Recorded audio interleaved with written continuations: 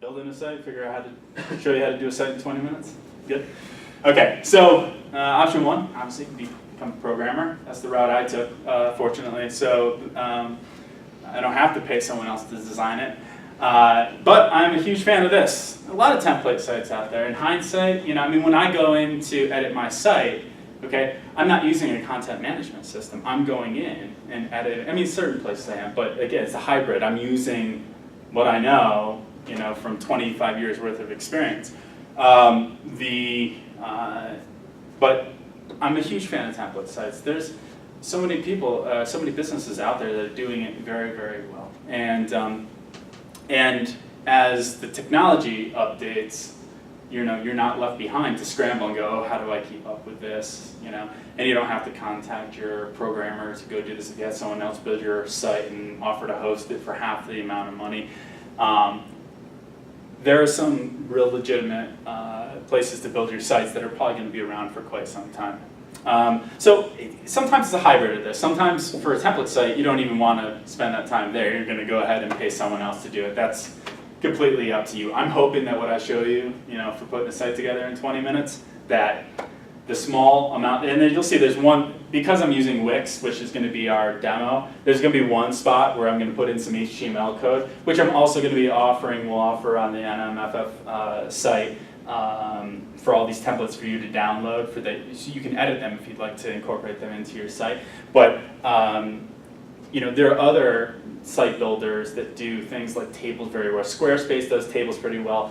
Wix doesn't. They have this table master, you know, and you know how your resume is, right? It's the film, then it's the acting role, and then it's the director of the production company, right? So a nice little table would do you well. Wix doesn't have it in their native, you know, form. They have apps that you can add to it and go ahead and make a table, but then there are restrictions within that. So I'm giving you a little snippet of HTML code that you can go ahead and edit, but again, now it's another little thing that you're going to have to update. So keep that in mind when you go ahead and make your decision on where you're going to go.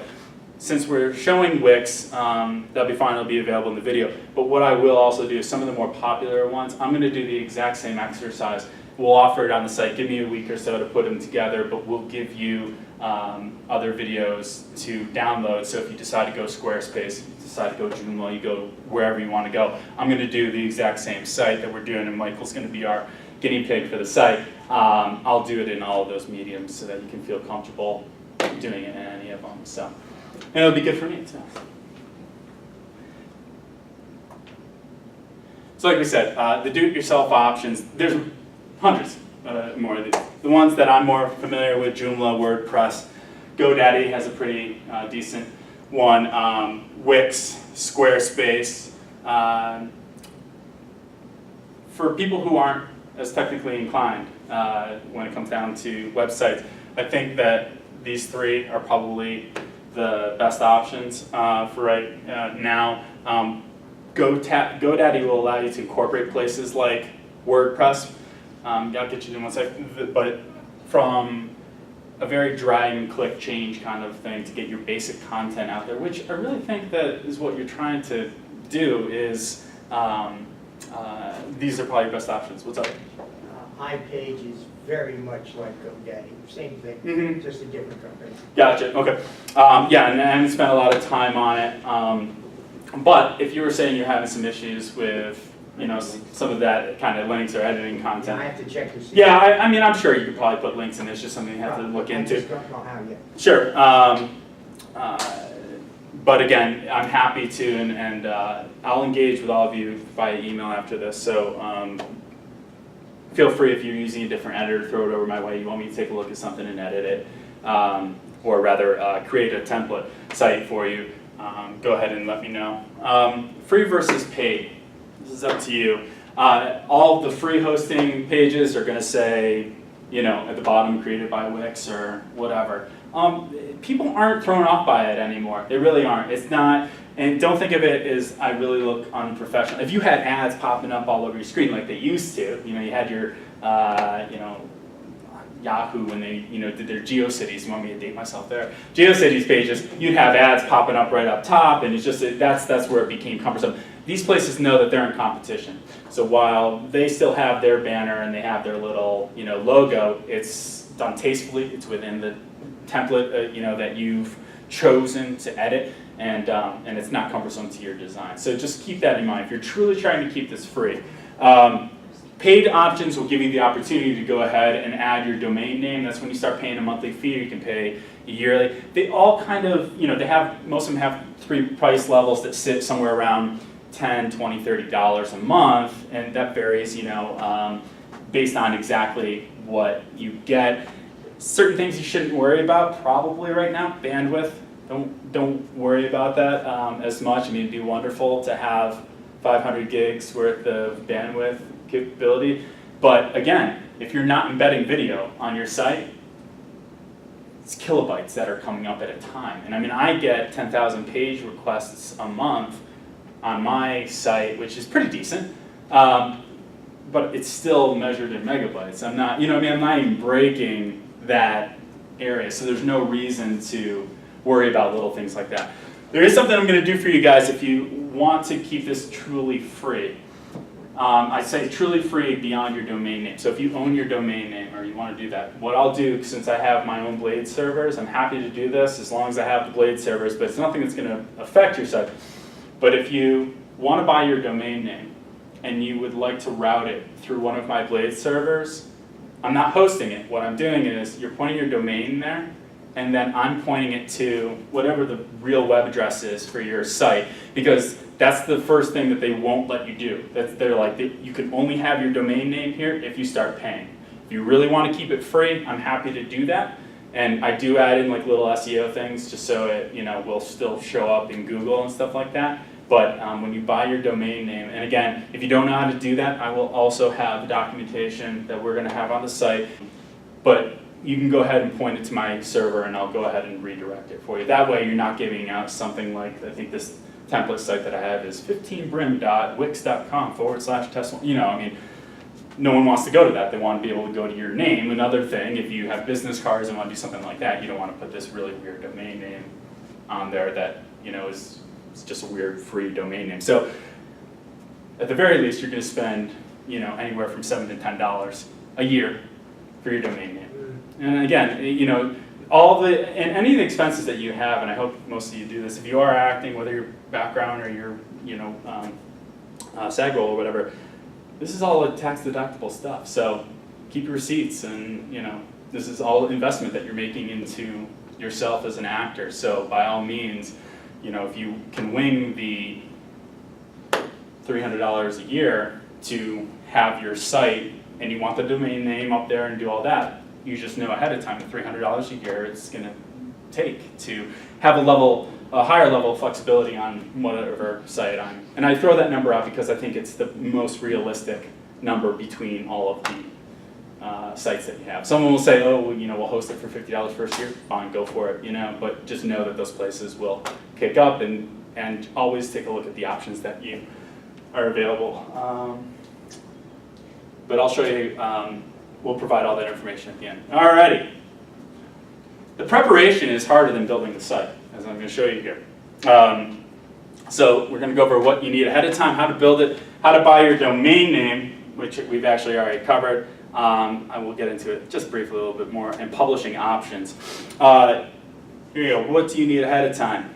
Headshots, resume, proof, read bio, your demo reel, if you have it. Should already be loaded wherever you're going to post that content.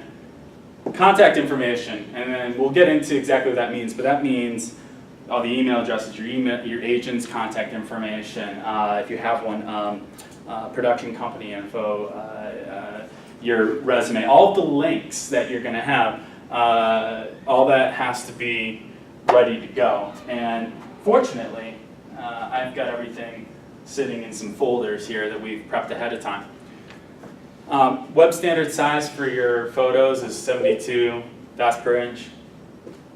If you get headshots, like professional headshots, they're going to be bigger than that. So, and most of the places when you go to load them up are going to, they're going to resize them anyhow. So don't be afraid, like, oh, I got to convert them. Most of the places can handle it, and you won't have to resize them. Naming convention. This is important for SEO. It gets picked up So when you go to Google Images or you go wherever, again, you probably search something on Google, and then underneath you'll see a brief preview of some images. You know, some of them might be you. You want them all to be you, so maybe. But a couple things. One, keep them lowercase. It's not as much of an issue, but some PHP servers deal with uppercase and lowercase differently, so it's just simpler depending on who's building your site. If you're doing it yourself, it's just simpler to keep everything lowercase. There's no advantage in doing anything in uppercase, so only disadvantage depending on how your server is putting out your web page. Hyphens between words, that's how Google, that's the separator. Okay, it does have built-in logic to look at most names and be able to say, okay, Nathan is a common name, I know to stop here, and here's Brimmer. Moving on, if I scrunch it all together.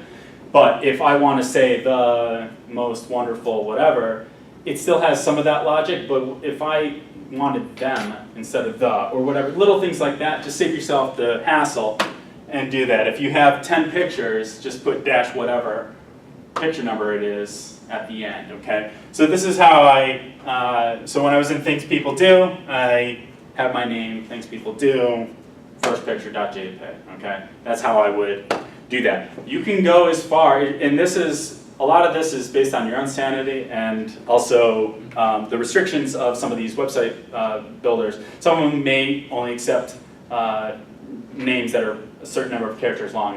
I can't take 300 characters in your oddly named play. But some people will put the character name too. First name, last name, space, show name, dash, whatever character they were, whatever. And that's, you want to go that far, go for it.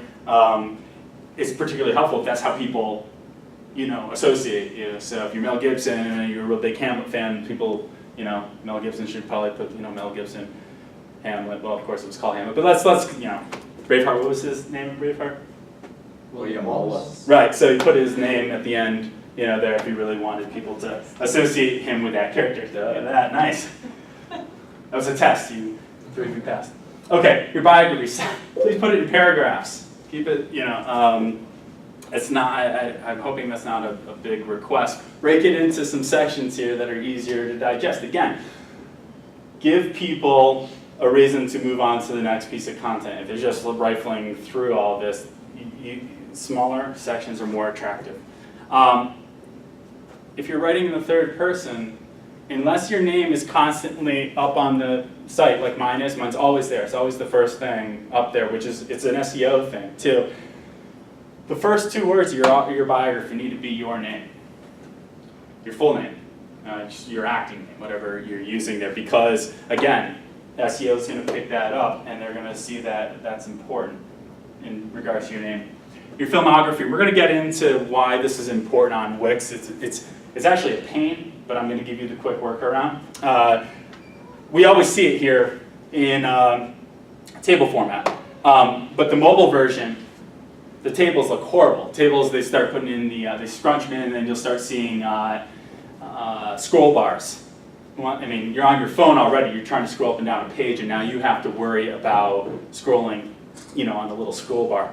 It's not going to work. So I'm going to show you how you put both of these on your desktop version and get rid of one of them on the mobile version. Wix allows you to do that. Unfortunately, one of the downsides of Wix is Wix doesn't allow you to go and say, okay, I've got my desktop version and my mobile version, and now I'm on my mobile version, I want to go add something just here.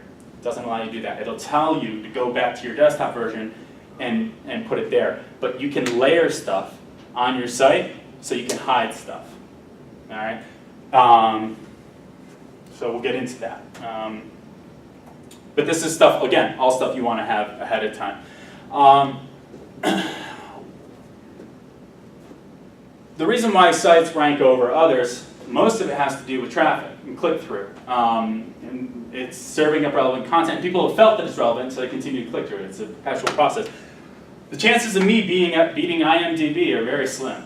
But when people go to my page from Twitter, even though they see nathanbrimmer.com, they're gonna, before they want to go learn more about me, the first thing they're going to do is look at my body of work, and they're probably going to do the same thing with you. So you're probably never going to beat your own site, but next, wouldn't you know, is my site. So, and then here's me on Twitter. And then here's I wanted to have this here, Laura Cunningham, who does her acting class locally. I took that, and she used a testimonial from me. This is new content.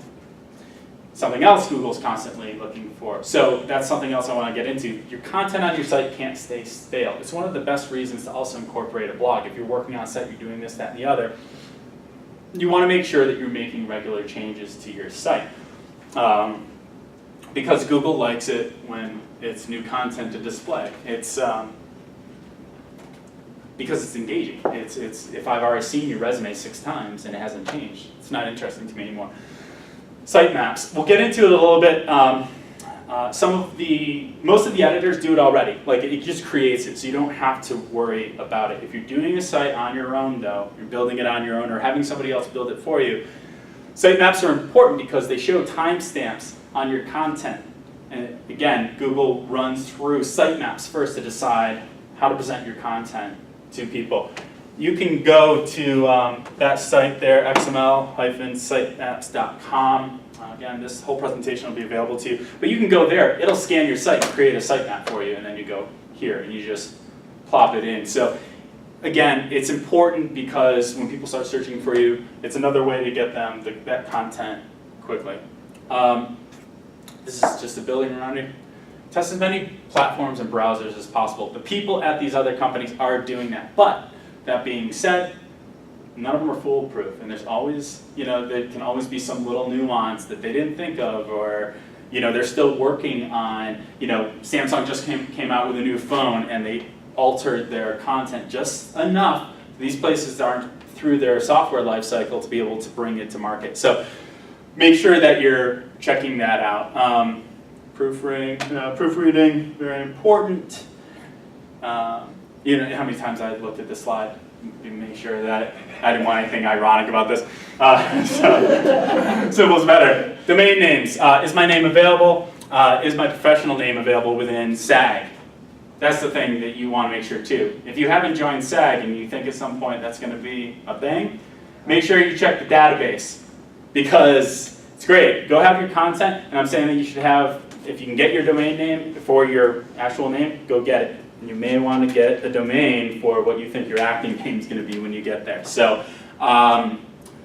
GoDaddy or your website host. If you go through some of these places, they will buy your domain for you. It's also incorporated. As long as you're part of that relationship, it'll be probably included in your package.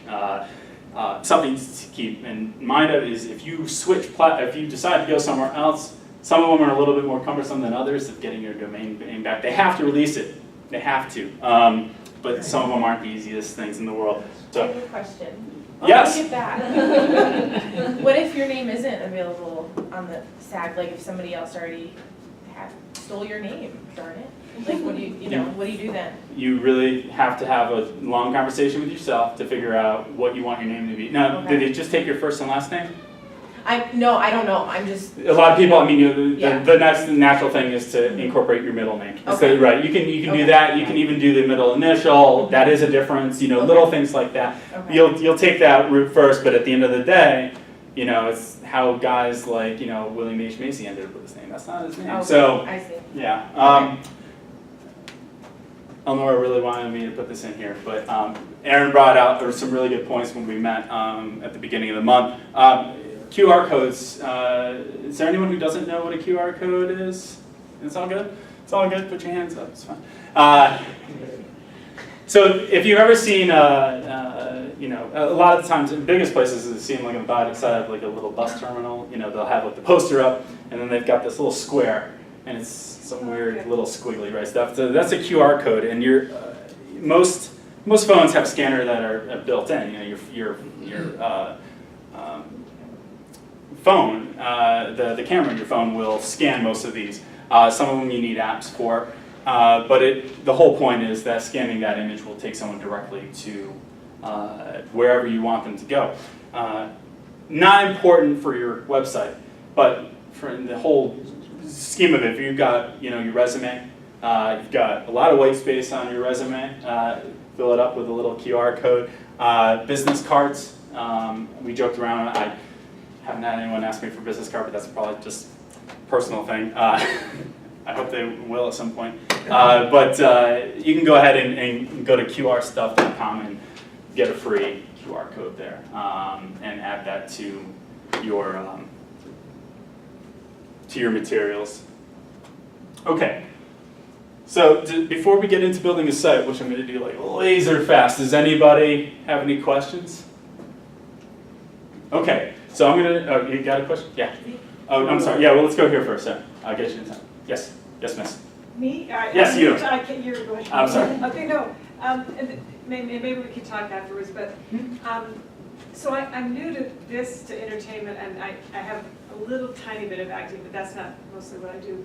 But, you know, I'm not new to live, so it's like, how do I enter a website? Like, what do I do? That's my. So you're starting up. You're saying you don't have like a lot of content to do. You know, there is a fine line, right, between just filling it with fluff and then filling it with stuff that's actually going on. You know, I can't offer the best advice there necessarily, saying, oh, you have to have it. You may at least want to start the preliminary steps of saying, okay, I'm going to secure my name. because this is where I'm going, and as I start to, you know, build up content, I'm going to go ahead and do that. You know, I do know a lot of people who go ahead and, you know, fake, you know, production stills and stuff like that. I don't suggest that, but because people are going to look at your resume and they're going to see that it's, you know, that thin, and so it seems like maybe just preparing yourself ahead of time and getting this stuff ready and knowing how to do it. I think that's the biggest piece too, so that when you have the content ready to go, you don't have to publish a site, you don't have to publish it, but if it's ready to go, so that when you go and expand, you know, your body of work, and now you say, boom, now I'm ready to go. But I think that.